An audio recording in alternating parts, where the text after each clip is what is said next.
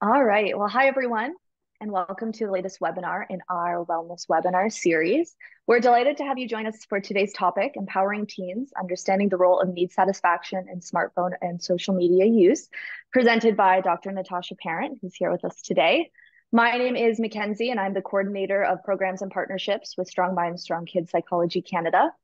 So just before we get started, I'd just like to walk us through a few housekeeping items, and then we'll move into the webinar portion. So first, this webinar will be recorded. It's currently being recorded. We will distribute the recording to all participants after the session, and it'll also be posted on our website, so you can find it there as well. Second, the webinar will be about 60 minutes long, and there will be a short Q&A portion at the end of the webinar. So we will be fielding questions for Dr. Natasha Parent throughout the session, so please go ahead and ask your questions throughout. In order to ask your question, please use the Q&A function at the bottom of your screen, and then that's where you'll be able to type in your questions, and we'll be pulling from them for the Q&A portion. So before I turn it over, I'd like to first acknowledge the land that we are on. Our head office, Strong Minds, Strong Kids Psychology Canada, is located on the sacred land that has been site of human activity for over 15,000 years. This land is the traditional territory of the Anishinaabe, the Mississaugas of New Credit, the Haudenosaunee, the Chippewa, and the Wendat, and is now home to many diverse peoples. We acknowledge that the city of Toronto is covered by Treaty 13, signed with the Mississaugas of the Credit, and the Williams Treaty signed with multiple Mississaugas and Chippewa bands. We acknowledge these nations and any other recorded or unrecorded First Peoples who cared for the land as the past, present, and future caretakers of this land named Tkaronto, where the trees meet the water or the gathering place. As settlers, we entered into an agreement to share this land equitably, and as settlers, this recognition of the contributions and historic importance of Indigenous peoples must be clearly and overtly connected to our collective commitment to make the promise and the challenge of truth and reconciliation real in our communities. We are grateful for the opportunity to work with communities and on this territory. So a bit about who we are, Strong Minds, Strong Kids Psychology Canada. We are a registered national charity dedicated to nurturing resilience in children and youth through the use of psychological science. And we offer many webinars like this one that provide valuable insight and information to child-serving professionals, as well as parents. So really anyone who works or lives with babies, children, and teens, we cover a variety of age groups on a variety of different topics. So in this webinar, we will explore how basic psychological needs relate to adolescent smartphone and social media use, and how engaging with these technologies can have both positive and negative effects for teens. We will unpack how these positive effects can support teens' developmental needs and how things like FOMO can fuel behaviors that may be harmful to teens' well-being. So just before we get started, I'm just going to show a quick video just to situate kind of who we are as an organization. They tell us to be strong, to stand up for what we believe is right, to chase our dreams, to be exactly who we want to be, without settling for less, without fear, without that voice in the back of our heads saying we're not good enough. They tell us to be strong-minded, but they don't tell us how to build a strong mind. Thankfully for us, Strong Minds, Strong Kids is there to help. They offer psychology-based, evidence-informed programs, tools, and resources that could help me develop the mental strength I need to face all the ups and downs in life, because they believe that we're the future. They believe that the tallest towers have the strongest foundations.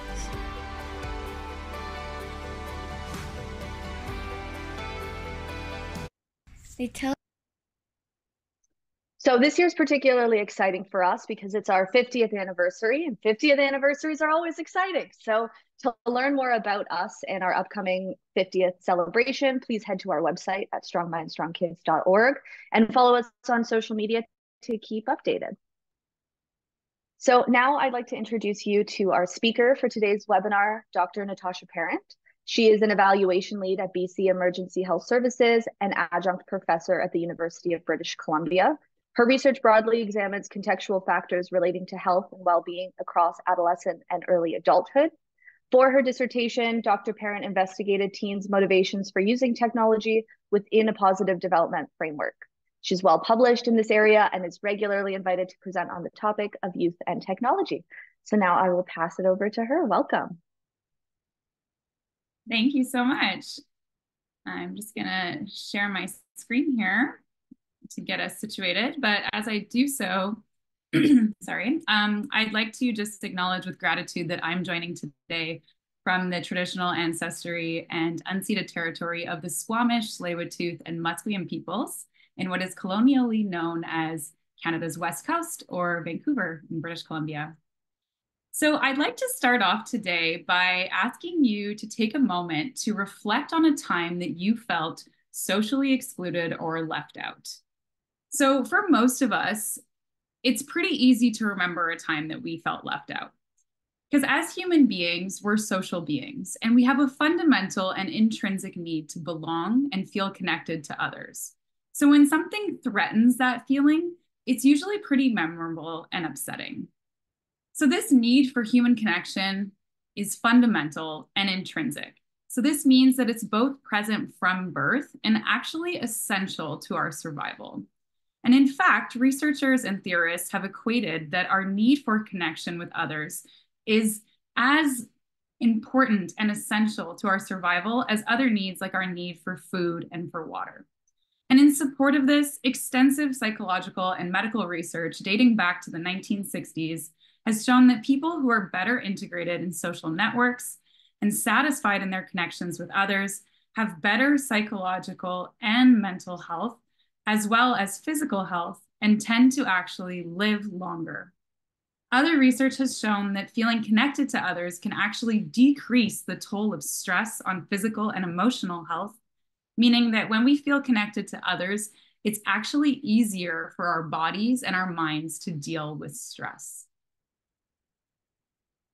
So now I'd like you to reflect on the same question again, but this time I'd like you to remember a time specifically during your adolescence. So thinking back to when you were a teenager, maybe a time when you were in high school, when was a time, can you recall a time when you felt socially excluded or left out? So for a lot of us, this memory might actually be the same memory as the one that came up when I shared that first slide. Or maybe you feel like it's actually easier for you to think of a time when you felt left out in adolescence specifically. This is because while the need to belong and feel connected to others is present throughout our lifetimes, it's especially important and relevant in adolescence as it aligns with our developmental social goals during this period. So while all human beings have this fundamental need for social connection and belonging, in adolescence, this need is amplified by developmentally rooted social goals.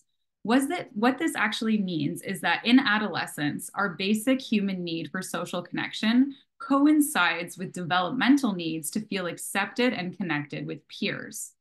This is important because it is the satisfaction of these developmental social needs that allows teens to grow up healthy, happy, and well-adjusted. And indeed, adolescents are actually hardwired to worry about the maintenance of their close relationships and fear the consequences of isolation in terms of their social status and their peer belonging. And in fact, social connection is so critical for healthy adolescent development that difficulties in establishing and maintaining positive peer relationships have been associated with a multitude of negative outcomes. This includes things like loneliness, internalizing problems like depression and anxiety, aggression, criminality, school dropout, and substance use. So not only does social connection in adolescence serve as a protective factor against an array of risk factors or behaviors, but it also contributes to more positive mental health outcomes by decreasing feelings of anxiety, depression, and loneliness. Feelings of social connection appear to be essential to adolescents' personal development, their lifestyle, and their overall health. And longitudinal studies have actually shown that a sense of social connection in adolescence is an incredibly strong predictor of well-being well into adulthood. As adolescents begin to work towards achieving their developmental social goals, they begin to focus on establishing supportive peer relationships. Through this process, they begin to rely more on their peers and less on their parents. And in the midst of these changing parental relationships, peers become an important source of intimacy, feedback about social behavior, social influence, and social and emotional support. So in this way, while parents continue to be an important source of support and protection in adolescence, they begin to share this significance with peers. So as relationships with peers become increasingly important in adolescence, adolescents naturally become hypersensitive to information about how they're fitting in with their peer group. This is an adaptive response to their need to belong and feel connected, and their shift in focus from parents to peers. So when reflecting on your own experiences of feeling left out in adolescence, I ask you to think back to what memory came up to you. And I'm sure that you can agree that for most of us, including myself, these memories didn't involve smartphones or social media. However, if we ask teens today, it's likely that many of them would reference experiences that in some way involved their phones or social media accounts. And this brings us to the concept of fear of missing out, or more colloquially known as FOMO. FOMO is the pervasive apprehension that others might be having rewarding experiences from which one is absent. In this way, you can think of it as this compulsive fear of being socially excluded or left out. And research has shown that those who have a stronger need to feel connected and accepted by others tend to experience more FOMO, and that FOMO can actually lead adolescents to feeling more disconnected from others. Recent work has also linked FOMO with the need for belonging and connection. And so just like that need for connection, experiences of FOMO are more likely to be intensified in adolescence as teens begin to be developmentally preoccupied with their relationships and wanting to feel accepted by and connected to their peers. So recent work actually indicates that FOMO can be exacerbated or intensified by smartphone or social media use. Yet another reason that it may be particularly relevant in adolescence, as we know that this demographic actually represents some of the highest users of smartphones and social media. Though the idea of feeling anxious about missing out on social experiences has been around for a very long time, there has been a recent spike in interest around FOMO, likely due to the advent of social media. Specifically, while people may have been experiencing FOMO for long before social media now provides a way for us to check up on what other people are doing and be hyper aware of all the things that we might be missing out on. So whereas 50 years ago, FOMO may have looked like hearing about a party that you weren't invited to, nowadays, FOMO looks like checking your social media account to find out that your friends are hanging out or having fun together without you. So not only do we know way more than we ever have before about what other people are up to, but now we can actually see what it is that they're doing. We can actually visually and vicariously experience what it is that we're being excluded from. Also, we know that people tend to share more favorable depictions of themselves online. So not only are we exposed to what other people are doing, but we're exposed to a biased version of that really contains all of the more fun or cool things that we're missing out on. For example, you can think of in adolescence, most teens aren't going to share about when they're going grocery shopping with their parents. So again, FOMO may be particularly relevant in adolescence since they are among the highest users of smartphones and social media. While smartphones and social media use are an integral part of contemporary daily life, we know that this is especially true for today's adolescents who have never known a world without a deep reliance on technology. And adolescents actually use technologies like smartphones and social media to help meet their developmental goals, such as peer affiliation, through providing opportunities for them to connect with their peers, to engage in self-disclosure, and develop deep forms of intimacy. They also use smartphones and social media to support their identity formation, through providing them opportunities to explore emerging identities online. And the research has shown that this is especially true for marginal youth who don't see their identities reflected back in their direct communities. So adolescent development is definitely taking place in this new context. And this new context includes both online and offline aspects, and it includes the experience of FOMO. So thinking back again to your own adolescence, how do you think that having access to constant information about what your peers were up to or what you might have been missing out on could impact your feelings of FOMO or missing out?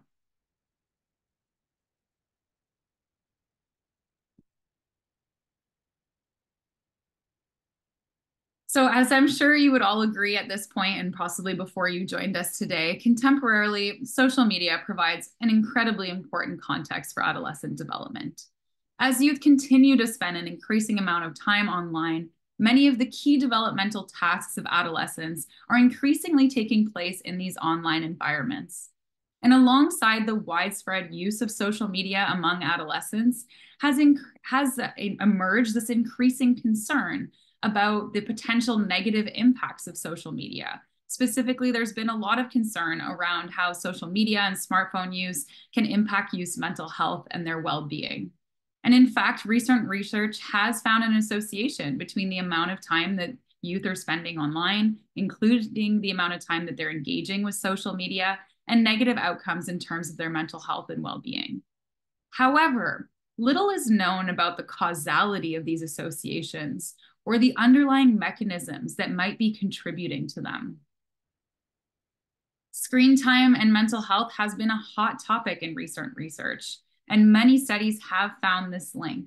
But these studies are showing that the impact of screen time on mental health is usually exceedingly small. So when we do see that there is an actual relationship between screen time and mental health that is a causal one, it's usually very small. So for example, a study that I love to share in the UK, there was a study of 350,000 kids. And in this study, the impact of having to wear glasses on depression and anxiety was higher than the impact of screen time. So just let that sink in for a second. The impact of having to wear glasses on depression and anxiety was higher than the impact of screen time. So while we do sometimes see a causal link, the relationship is usually very small. That said, when we do see a more profound link, so when we're seeing a stronger relationship here, it's usually related to something else. So it's not a direct causation that screen time is causing negative mental health. Instead, we're seeing that there's something else that's going on that's causing that relationship. This is often things like cyberbullying, being socially isolated, or importantly, other underlying mental health predispositions. So in this way, we see that screen time is often more of a symptom than an actual cause. So for example, when we think of mental health, struggles with mental health can lead teens to spending more time using technology instead of doing other things, for example. This could be either because they lack the motivation to do other things, like in the case of depression, or other things seem overwhelming to them, like in the case of anxiety, or because they perceive their screen time to be soothing. So they're actually using it as a way to cope with other underlying mental health struggles. And because of this, research is moving away from what we call main effect models, where we're just looking at whether or not screens are good or bad, to explore more complex models that better reflect how the relationship between screen time and mental health is actually playing out in real life. And this is where I'd like to introduce you to the theory of self-determination theory. So giving our understanding of the complexity of the relationship here, one theory that's been gaining a lot of popularity in recent research is self-determination theory. This is a psychological framework that was proposed by Edward Deci and Richard Ryan in the 1980s, and it was aimed at understanding human motivation. At its core, self-determination theory suggests that individuals are inherently motivated to pursue growth and that fundamental psychological needs serve as intrinsic motivations that drive human behavior across the lifespan and contribute to healthy psychological growth and optimal development. These basic psychological needs are the needs for relatedness, autonomy, and competence. So according to self-determination theory, these needs serve as a foundation for intrinsic motivation, which drives individuals to engage in activities for their own sake rather than for external rewards or external pressures. So when these needs are satisfied, individuals experience greater well-being, persistence, and vitality. So in this way, self-determination theory distinguishes between intrinsic and extrinsic motivation, where intrinsic motivation arises from within the individual and is driven by personal enjoyment, interest, or satisfaction that's derived from an activity in and of itself, whereas extrinsic motivation comes from external sources such as rewards, punishments, or social pressures. So according to self-determination theory, we have an intrinsic drive to satisfy our basic psychological needs for relatedness, autonomy, and competence. And satisfaction of these basic psychological needs is not only conducive, but essential to an individual's well-being, while the frustration of these needs has been linked with various indicators of ill-being, including stress, depressive symptoms, and anxiety. So now we can take this well-established motivational theory and we can actually apply it to adolescent smartphone use and social media use. And we can look at how engagement with these technologies intersects with the satisfaction and frustration of each of these needs. And this allows us to have a little bit more of a balanced understanding about how social media and smartphones can be contributing to well-being and ill-being kind of at the same time.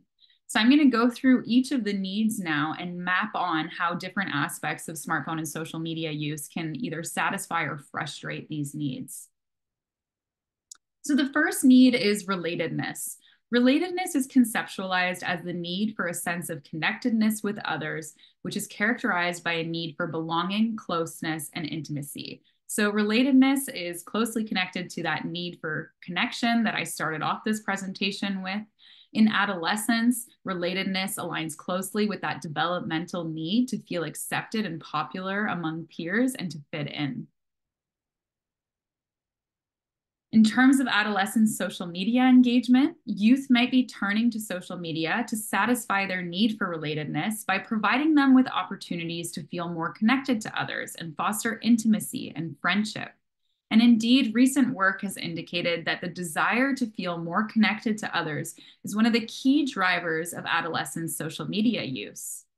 And this might be particularly true for those who lack a sense of relatedness in their offline lives. So as I mentioned before, some minority youth who might not see their identities reflected in their direct peer groups or communities, and thus might struggle to find a sense of relatedness and connection in their daily offline lives. For these youth, social media can provide them with a really important opportunity to connect with similar youth in a broader network and see these aspects of their identities reflected back at them.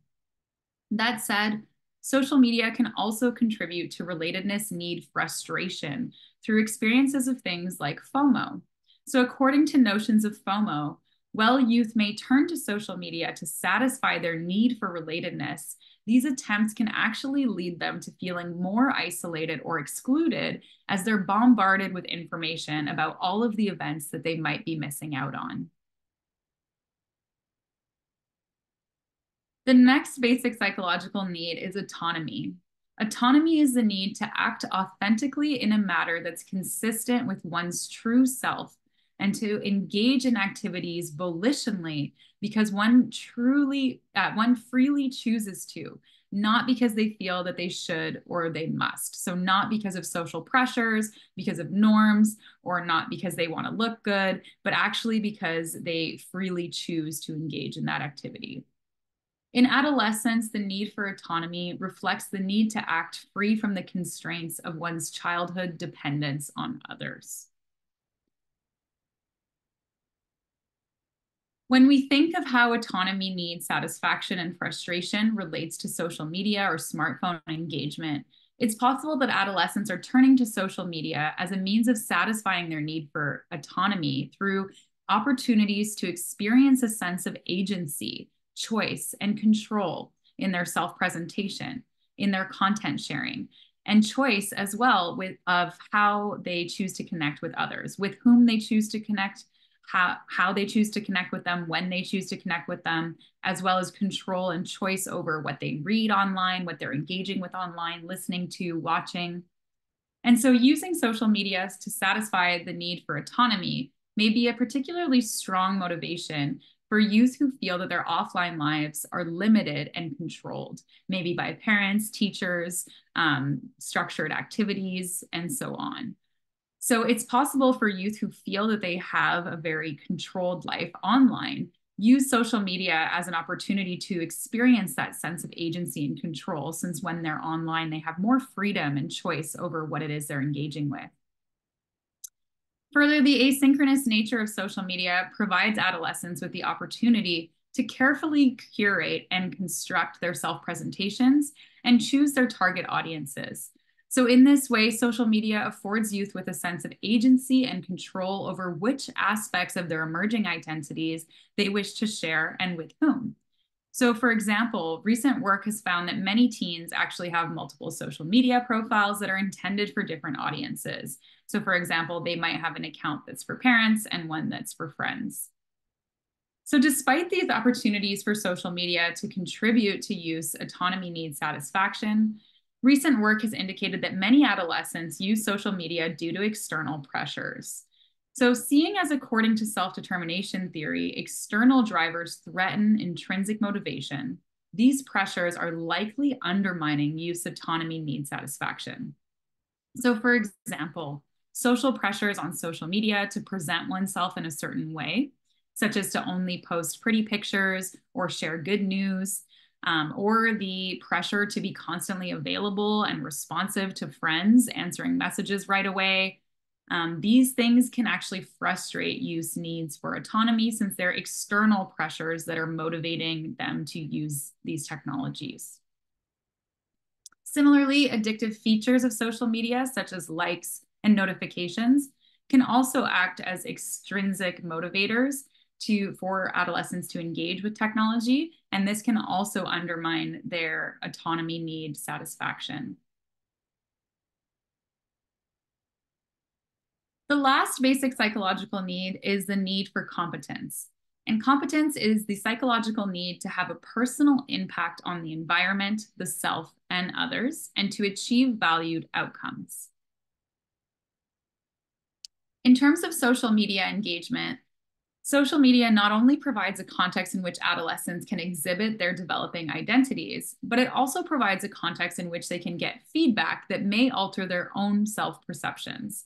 This social feedback from peers can provide youth with real-time information about how aspects of their emerging identities are being received by their peers, as well as how they're doing in their relationships. So while positive feedback in terms of self-presentations can promote satisfaction of youth's need for competence, negative feedback from peers can frustrate their need for competence.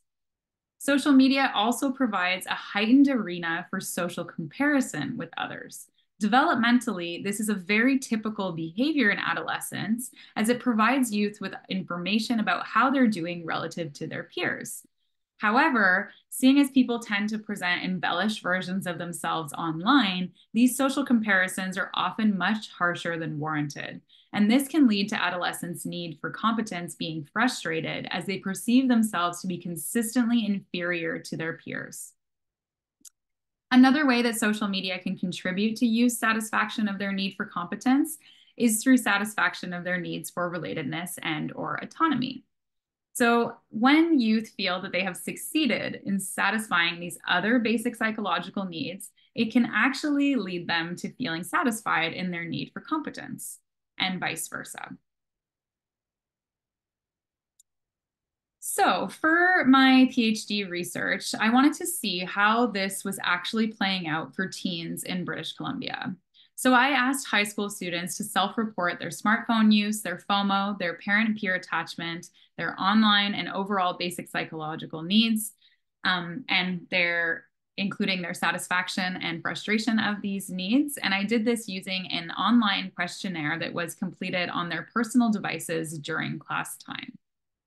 I then analyzed their responses using an approach that allowed me to group students into profiles based on their levels of online and overall basic psychological need satisfaction and frustration. And then I examined how their membership in each of these groups or profiles was related to their smartphone use, their fear of missing out, their parent and peer relationships, and their overall mental health. So this research was part of a larger body of work, which investigated adolescents' technology use and mental health across 5 schools from 2021 until today. For my research, I used a subset of this larger data set and included data from 2 schools from the first 2 years of the study. This gave me a sample of 875 high school students, 43.7% of which identified as girls, and 56.2% spoke a language other than English at home most of the time.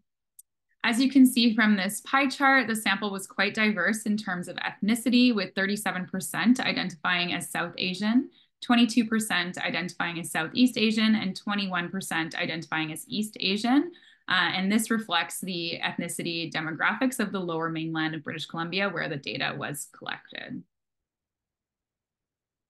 So in terms of findings, I identified 4 distinct profiles of adolescents with different levels of online need satisfaction and overall need satisfaction across both time points. This graph represents the average levels of online and overall basic need satisfaction and frustration for each profile in terms of standard deviations from the mean. In other words, 0 on this graph represents the average level across all groups, and the bars either above or below represent the difference from the average.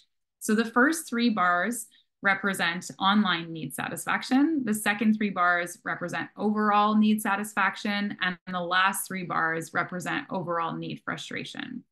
So as you can see, autonomy, competence, and relatedness tended to vary together over time across the profile. So we can see the first 3 bars, second 3 bars, third 3 bars tend to be grouped in a chunk. This means that autonomy, competence, and relatedness tended to co-occur or vary together. So if a student was high in autonomy satisfaction, they also tended to be high in relatedness and competence satisfaction as well.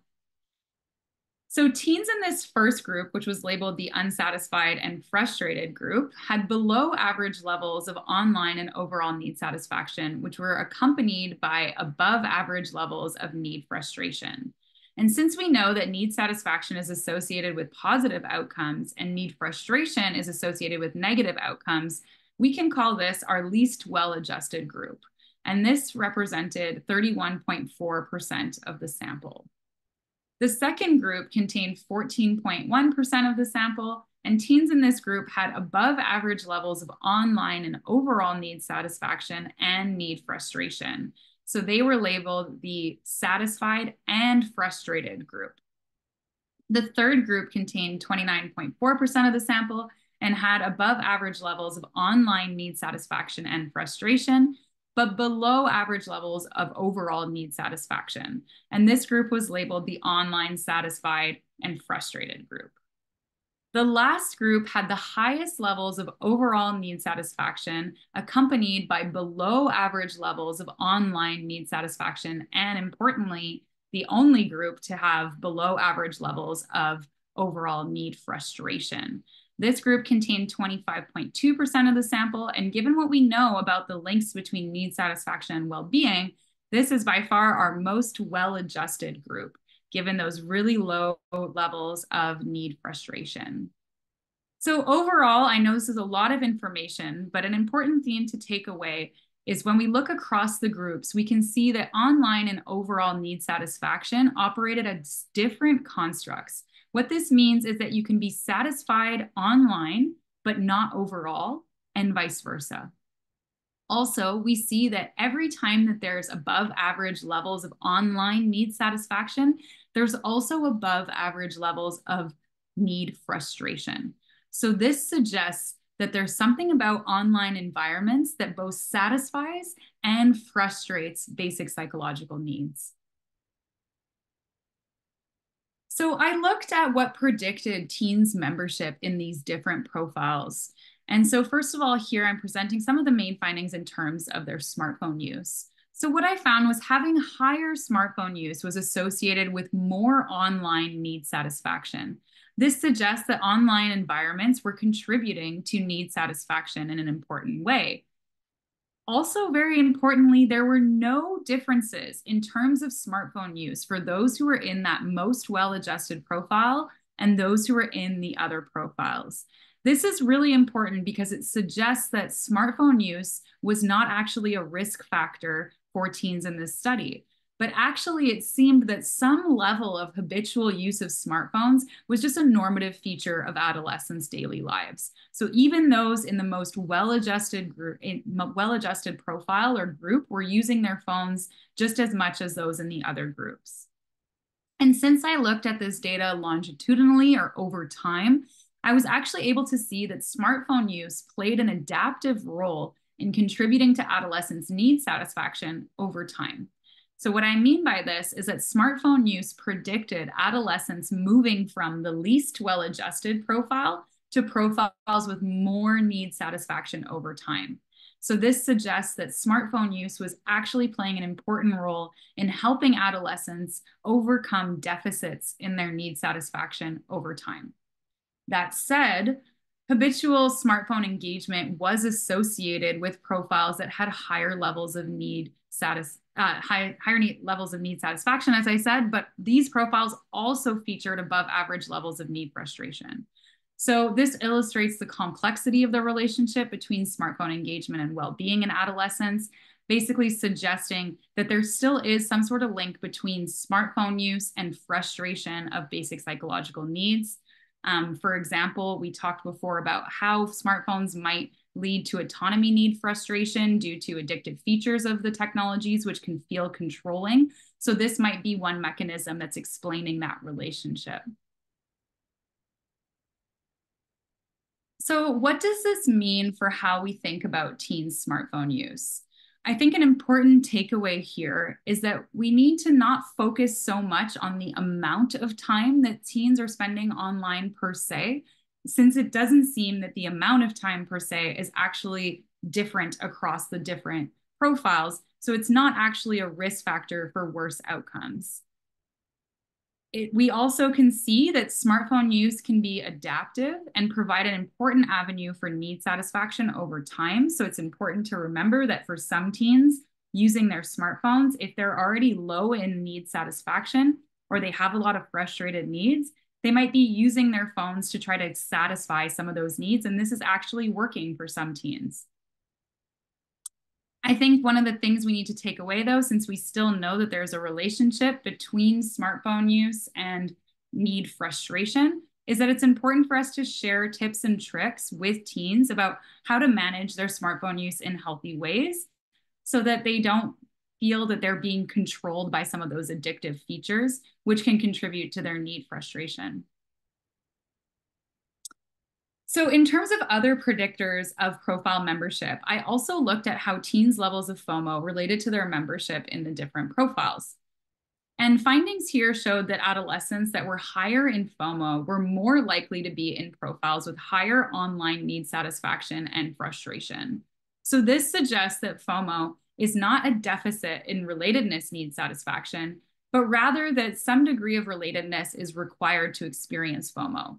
So in other words, you have to have a relationship to feel left out from in order to actually be able to experience FOMO and feel like you're being left out from that relationship.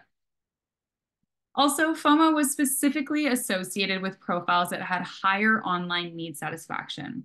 This suggests that FOMO may be exacerbated by smartphone and social media use. So it seems that those who are experiencing satisfaction of their basic needs online, they might have heightened exposure to information about close others because they might be spending more time online in terms of satisfying those needs. They're more connected to those online communities, and this might place them at increased risk for experiencing FOMO. So how can we help teens deal with FOMO? Well, one of the first things is that we need to avoid over-pathologizing. So we tend to problematize adolescence as a whole. We tend to think of it as a time of crisis. And we often use words that can be quite harmful, like things like addiction. And when we use terms like that, teens actually internalize this language, and this can be really harmful to them. There's a lot of stigma attached to words like that. So we need to be careful about how we're talking about this. When we're talking about FOMO, we need to not say it as though there's something that's wrong with the teen, but rather actually normalize the idea of feeling left out. So when we think about the experience of FOMO in adolescence, and I've talked a lot about those developmental social goals and how it's really important for teens to pay attention, to orient to their peers and pay attention to how they're doing in those relationships. And those feelings of connection are really important.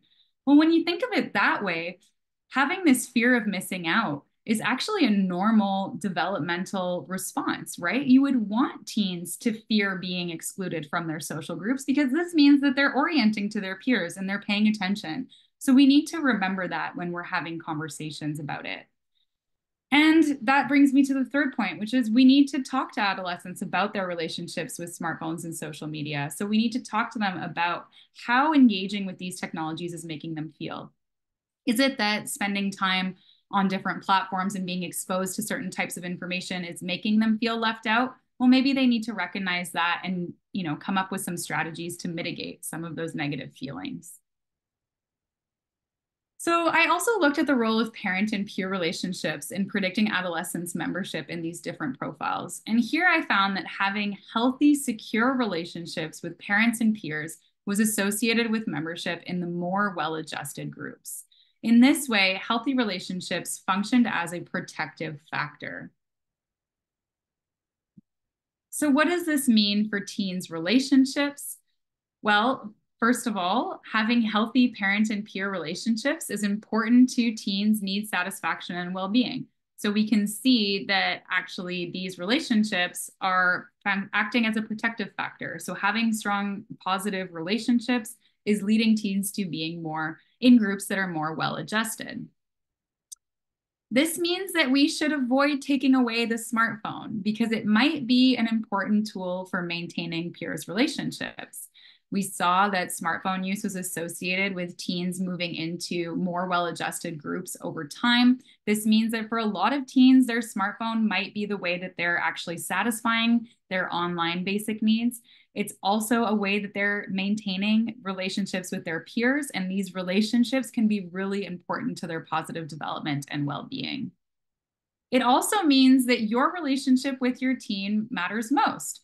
So don't let the phone get in the way of this. Don't let the phone put a wedge in your relationship. So when you're having these conversations and negotiating boundaries with teens, just remember that at the end of the day, your relationship and the strength of that relationship matters more than the technology itself. So lastly, I looked at teens' mental health, specifically their levels of anxiety and depression across the profiles to see if teens in certain profiles had better mental health. So findings here showed that those that were in the most well-adjusted group, so that's that satisfied and unfrustrated group, they had significantly better mental health than those in the other groups. So the major difference between this group and the others was that teens in this group had below average levels of need frustration. So this suggests that it's need frustration that's really a risk factor for negative experiences of mental health. And this is in line with previous work that I shared earlier in the presentation, but I think has important implications here because we're looking at how the role of technology fits into this.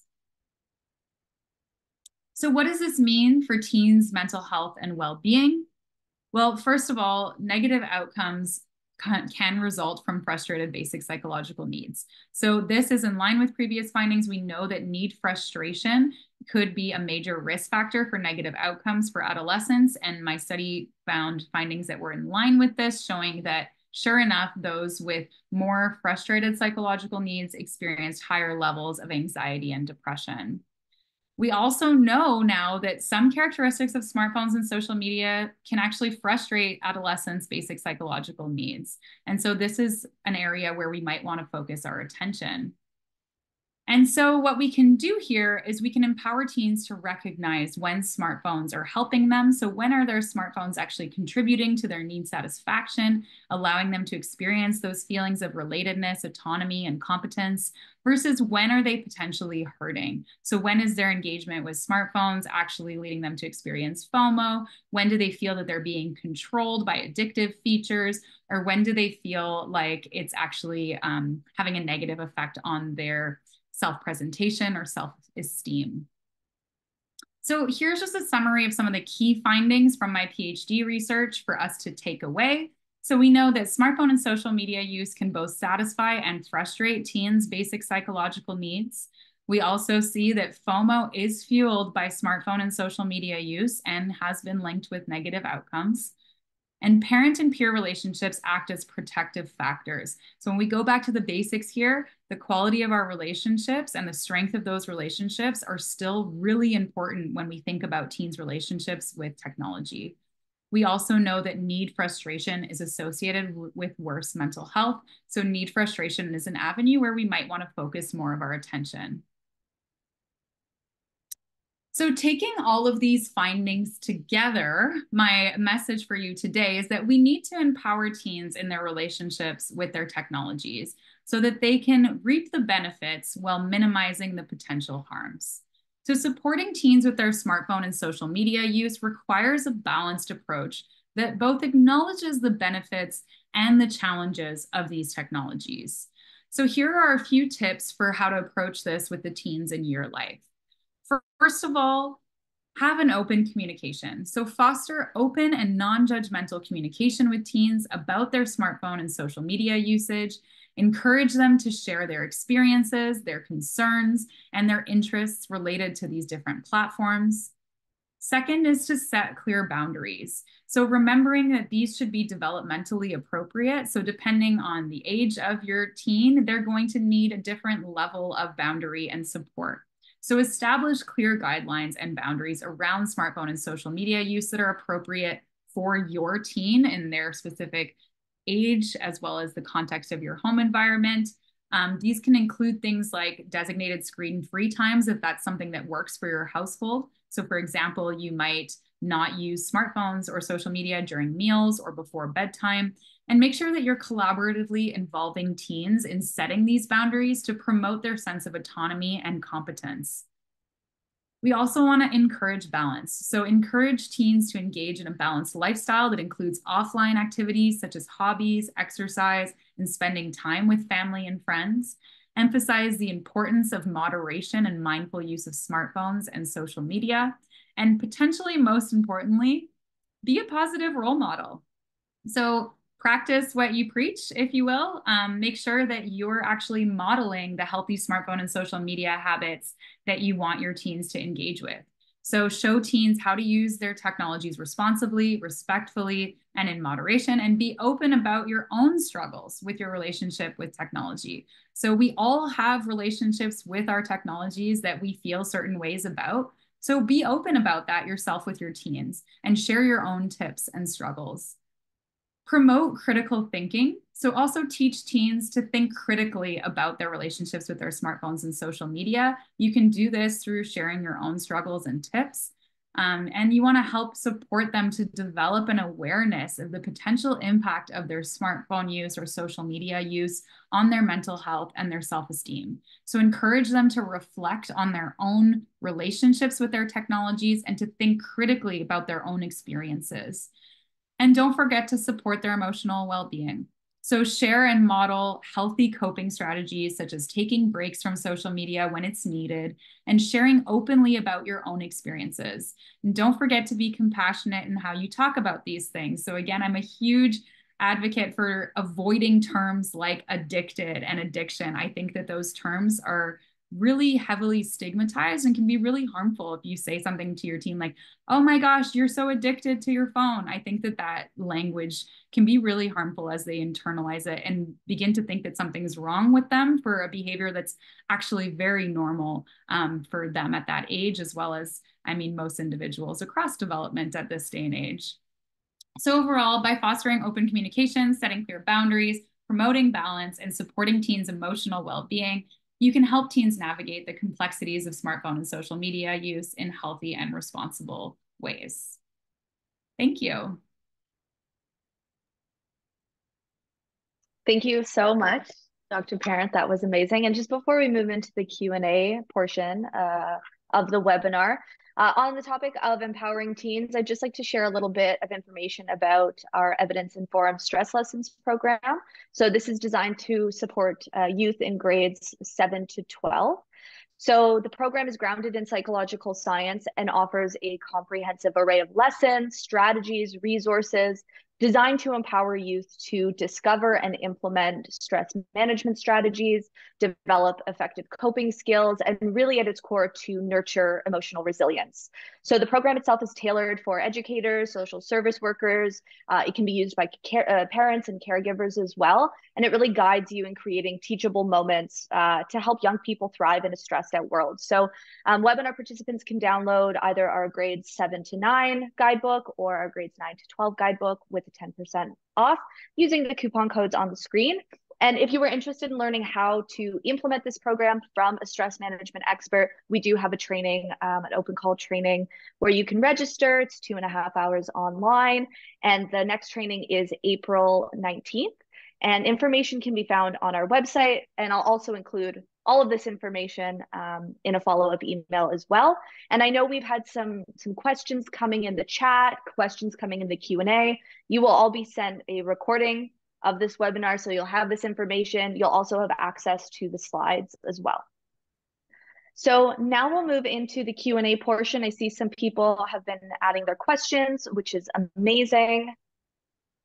So just to get us started, I have an array of questions that were provided from people as they registered. So thank you very much if you supplied a question. So one of the questions is, when does smartphone use actually become problematic for teens? And is there a way to identify when it actually does become problematic versus perhaps when it's helping and being used as a coping mechanism? Yeah, I think this is a really important and challenging question that's probably at the forefront of many people's minds, right? We see that teens are glued to their phones all the time. It seems that their whole lives revolve around being online and connected to their friends and just, you know, streaming content or whatever that looks like. And it can be hard to actually know what's that normative level and what's that level where it's actually a concern. So here's where we come back to basic principles in parenting, right? So as parents, you know your teens best. You need to be paying attention to what is normative for them.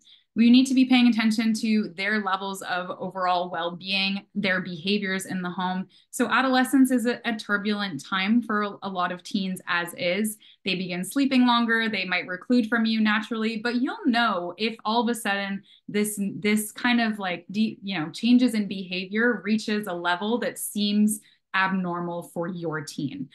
I hesitate to give a like one size fits all answer here because I really do think that it depends on your specific teen. So my advice here is just kind of follow your gut and talk to them as well. So have an open communication. A lot of teens that have problematic relationships with their smartphones are aware of this, and they might feel a lot of shame or fear around that. So if you can foster an open, honest, safe space where they feel that they can actually have a discussion with you about how they're feeling without fearing that your reaction is going to be to take away their phone, then maybe you can actually learn how that relationship is affecting their well-being.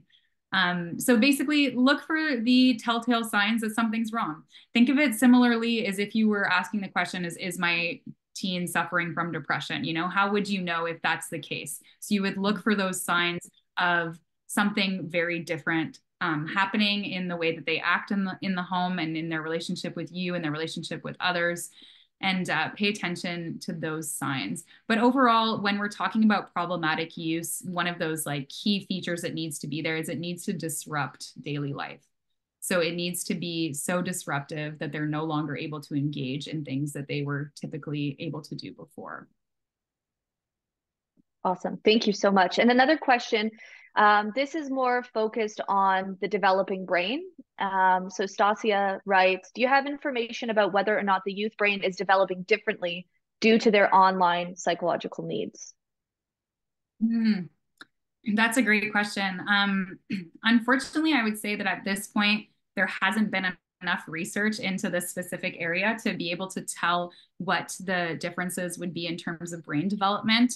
There might be some preliminary research on, like in the moment what's happening, but over time, those longitudinal studies, we just don't have the data yet. So unfortunately, I can't answer that question given the current state of the research, but I'm hopeful that we will be able to in the near future.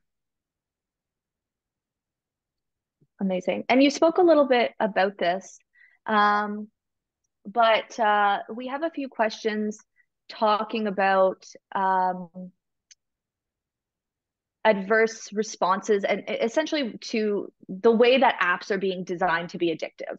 And you talked a little bit about this, specifically when you were talking about need frustration, if I'm not mistaken. So can you speak to research that shows that youth and kids and teens specifically are at risk from apps being designed to be addictive, and how this is linked, if this is even linked to need frustration? I think that's something particularly interesting.